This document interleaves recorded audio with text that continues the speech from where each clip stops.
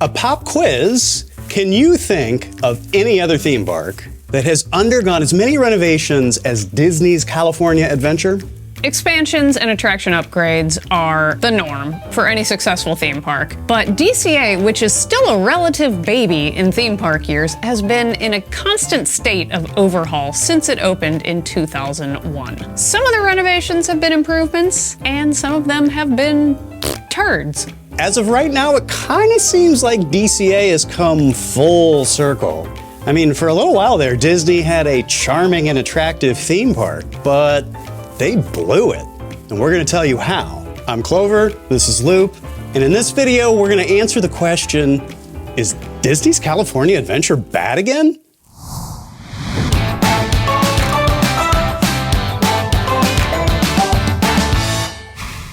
Let's lay a little groundwork and look at how DCA was born. It's useful to know that DCA wasn't the first vision for a second Disney theme park in California. The first version was actually modeled after Epcot in Florida. After it opened in 1982, Epcot quickly proved itself financially successful and popular with fans and critics. Disney was drooling to bring a similar concept to California, so Imagineers got to work on a project that was internally called Westcot, a West Coast version of the experimental prototype community of tomorrow. The concept art looks amazing, and it's easy to imagine how Westcot could have elevated the Disney resort to new creative heights.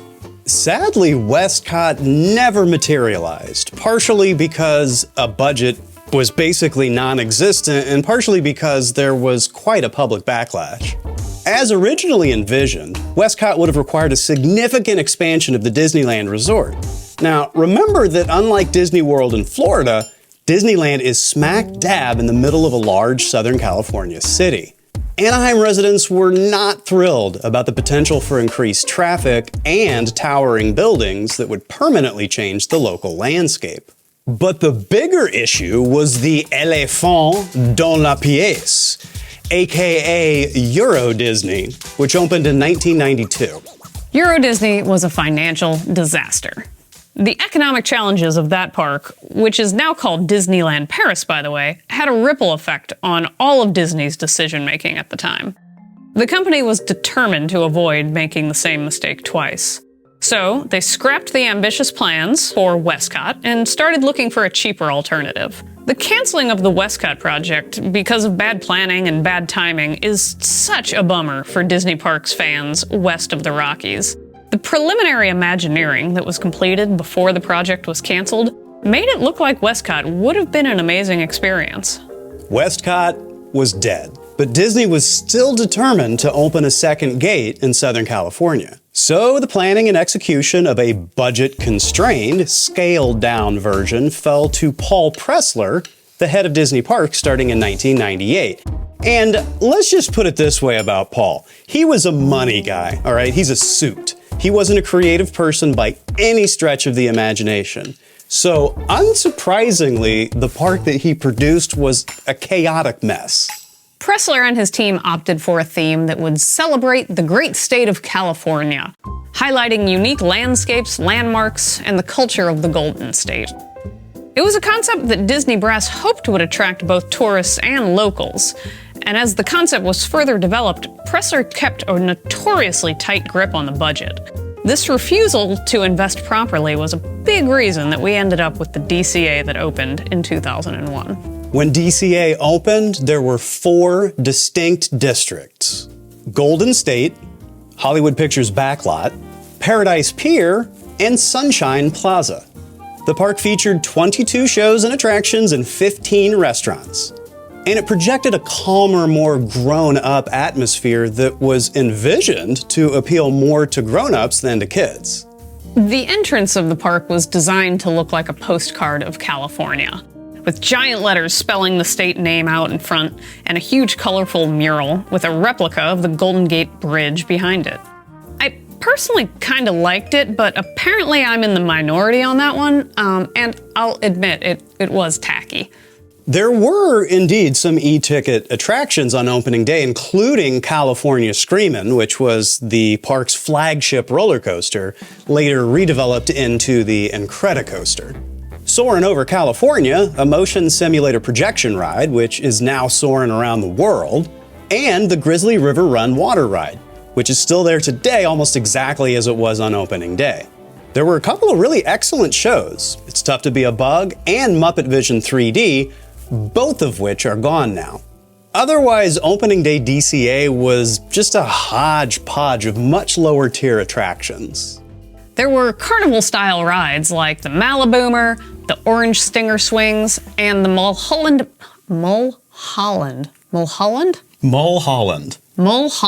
Yeah. Mulholland. It's like, where do Dutch people come from? Holland. And, Yeah, they Mulholland. during the holidays, Yeah. they mull it into a cider. Mulholland. And the Mulholland Madness Hairpin Coaster, which is now Goofy Sky School.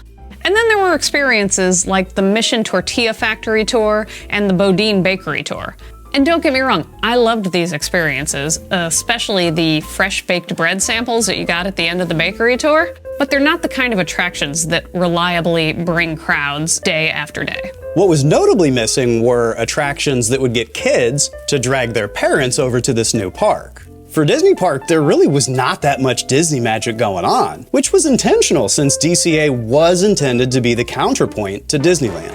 But that was a bad strategy and translated into dismal attendance. In 2001, the park received about 5 million visitors compared to more than 12 million across the way at Disneyland. And the 5 million guests that did visit really did not have nice things to say on Disney's exit surveys. California Adventure was getting terrible reviews, which was tanking ticket sales. And then the double whammy came just 7 short months later on September 11th, 2001. Air travel abruptly stopped and the tourism industry crashed. So, Disney's California Adventure did not see an uptick in attendance the following year. And 1 year is about how long it took for Disney executives to realize major changes were needed if this park was going to survive. Even though DCA's original budget was famously small, it was also almost entirely misspent. To rescue the park, Disney knew big changes were necessary, but they also knew that they had just burned through a big pile of money building a crappy new theme park. So it's understandable why they weren't able to greenlight a huge overhaul the moment they realized that the park was tanking. But it was bad enough that they knew they were going to have to get inventive quick with some fixes. It became common knowledge fairly quickly that Disney had just built a theme park with very little appeal for kids, which is a problem when your target audience is families with kids. So they tried to fix that with the opening of Flick's Fun Fair in 2002 as a part of a new Bugs Land area based on the Pixar film A Bug's Life. And I'm gonna go on record right now and say that A Bug's Land is one of my favorite theme park experiences ever. For real. They nailed it with A Bug's Land. Totally agree. A Bug's Land was a huge improvement to DCA. They also brought in the electrical parade almost immediately after opening to give guests a reason to stay till after dark. They closed the embarrassingly terrible Superstar Limo ride, which is in the running for worst Disney ride of all time. Seriously, I cannot watch footage of this ride without hiding behind a pillow. It is such a cringe fest. They shut down that bit of awfulness and eventually converted it into Mike and Sully to the Rescue, the Monsters Incorporated ride, which again was an enormous improvement.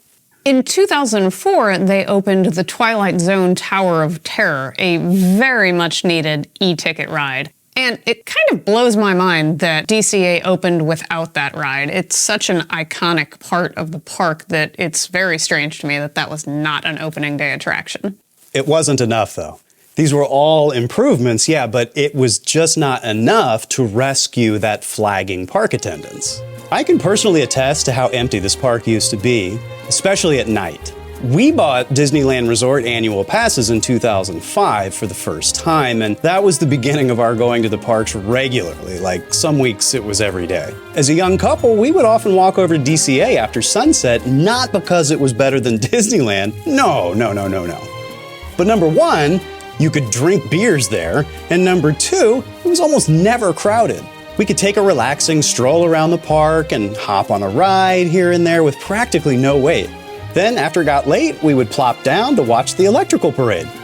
It was awesome for us, but I don't think Disney was aiming for a quiet place for Clover and Luke to enjoy their beers. So around 2007, Disney started planning big changes.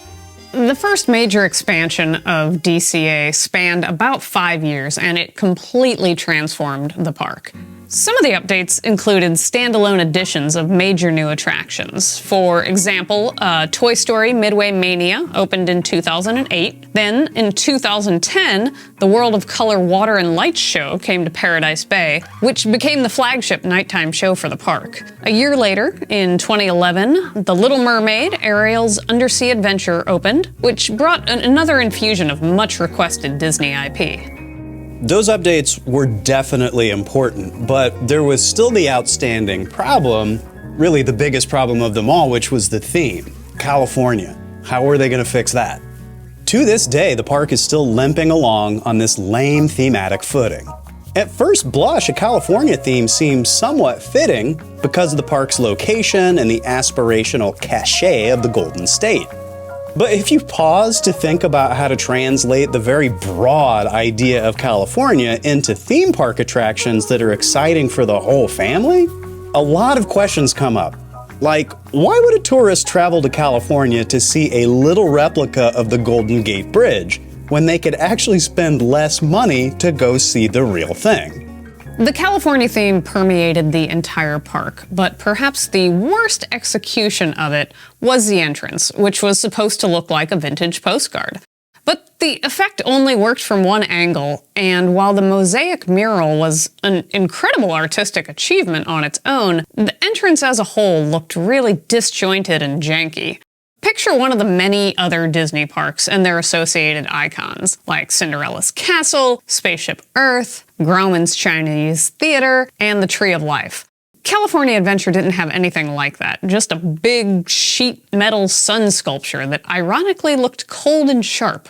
It was aesthetically unsettling.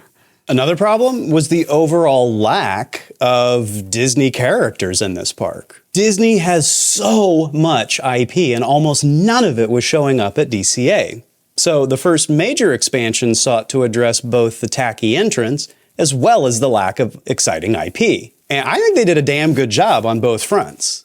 As part of this renovation, DCA was graced with a new entrance, Buena Vista Street, which is a nostalgic nod to 1920s Los Angeles, specifically the Los Feliz neighborhood as it appeared when Walt Disney first arrived. Although it's named after the real Burbank Street that's home to Walt Disney Studios, the area immerses visitors in the charm and spirit of early Hollywood, complete with period-inspired characters and architecture. The Imagineers did a fantastic job, and the park now greeted guests with a beautiful, unique entrance. If you're like me and treat theme parks like movies, DCA finally had a compelling first act. Next up was Cars Land, which I thought was a weird choice at first because Cars did not perform very well at the box office, and lifetime earnings-wise, it's like in the middle of the pack for Pixar movies. It didn't do well critically either, with a tomato meter score of 75%. That puts it 24th out of 28 total Pixar films, which I don't have to tell you is not great. But the first time I set foot in Cars Land, I totally got it. I was transported.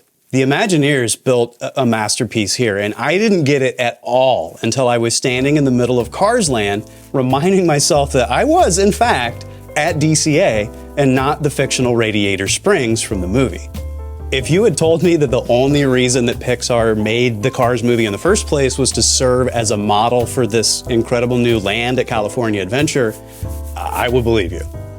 Between Buena Vista Street and Cars Land, plus all the smaller additions and enhancements throughout the park, the first big renovation was a success, both from a visitor experience standpoint and from an attendance standpoint. It achieved what Disney had been hoping for all along, which was balanced attendance between the two California parks.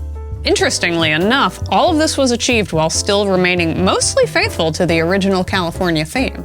So here we are at a version of Disney's California Adventure that is actually pretty good. Solved most of the mistakes of the past, continued into the future with a theme that mostly worked, but Disney could not leave well enough alone. Now look, I get it. Disney parks are always expanding and evolving, and that's just how they are. So it's not like anyone expected DCA to just go into some kind of indefinite stasis. But it only took like 5 years after Cars Land opened for Disney to kick off another massive renovation. It started off with a pretty controversial move, or controversial at least at our dinner table, and that was the closure of the Tower of Terror in 2017. That ride was rethemed/replaced with Guardians of the Galaxy Mission Breakout. And look, do I think Mission Breakout is a bad ride? No, it's actually pretty cool. But do I miss Tower of Terror terribly? Good Lord, yes. That was just a hard loss there, and I'm afraid things continued to get harder with the rest of the second wave of renovations. In 2018, Paradise Pier was rethemed to Pixar Pier. California Screamin' became the Incredicoaster, which is a worse ride. King Triton's Carousel of the Sea became Jesse's Critter Carousel, which is a worse ride. They tore Flick's Flyers out of A Bug's Land and put it on the pier and rethemed it as the Inside Out Emotional Whirlwind, which is a worse ride. The theming on Pixar Pier is pretty fun, but here's the thing. It didn't bring anything wholly new or even better to what was already there. We saw a similar thing happen with the Pacific Wharf in 2023 when it was rethemed to San Francisco Square from Big Hero 6. The update was cute, and it added some utility to an area of the park that might have been considered underused. It also provided an excuse for a Baymax meet and greet, and it brought some more characters and related merch into the park. But it was all surface-level updates on top of what was already there. It all just felt lazy. The biggest change they made during the second renovation was when they tore out A Bug's Land and replaced it with Avengers Campus, which was now oriented to include Guardians of the Galaxy Mission Breakout. Avengers Campus brought with it a few new shops, restaurants, and character integrations, along with the e-ticket Web Slingers ride. And look, I get it, okay? The Avengers is a huge Disney property, and a lot of people love the Avengers. But Avengers Campus, by all accounts, is so freaking uninspired when you compare it to the lush and immersive experiences of A Bug's Land. It's not even recreating an environment from the movies. In fact, it has a lot more in common with an outdoor shopping mall than it does with any Avengers movie. And while Avengers Campus does include some fun details, overall, it's just boring and sterile and lazy. I'm salty that they tore out A Bug's Land because it was just such a brilliant thematic execution. But what really grinds my gears is that A Bug's Land deserved to have something so much better built on top of its grave. But Avengers Campus underwhelms in almost every respect. The big question on Disney's mind was, did this latest round of innovations boost our attendance and increase ticket sales? If you look at it from a park attendance perspective, you don't really get a definitive answer. Estimated attendance these days is about what it was back in 2019 before the pandemic canceled tourism.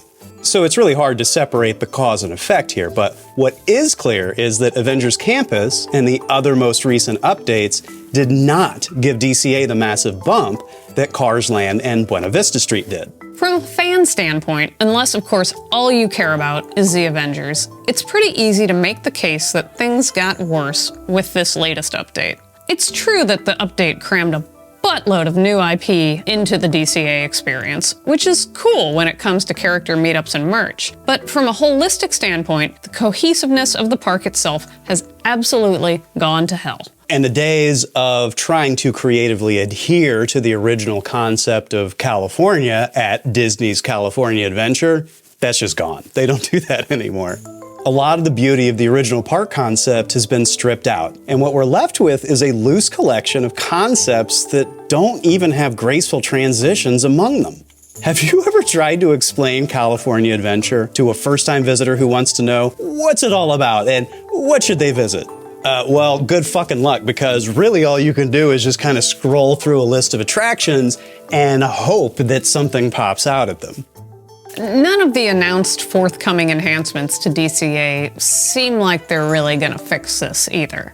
There's going to be a new Coco ride and some additional rides in Avengers Campus. And while all those individual pieces might end up being really cool, none of it is going to help weave a more cohesive story throughout the park. What was DCA's heyday? I don't think it's a hot take to say that Disney California Adventure peaked in 2012, right after the opening of Cars Land.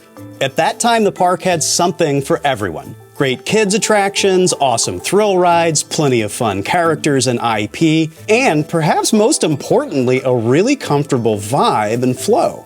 In 2012, Disney had a great theme park on its hands, and it's one they could have continued to enhance and evolve. They should have carefully been moving forward with the scalpel, but instead, they used a machete and ended up slashing some things that were really great about DCA. That brings us back to the original question. Clover, is Disney's California Adventure bad again? Yes, Lou, it sucks.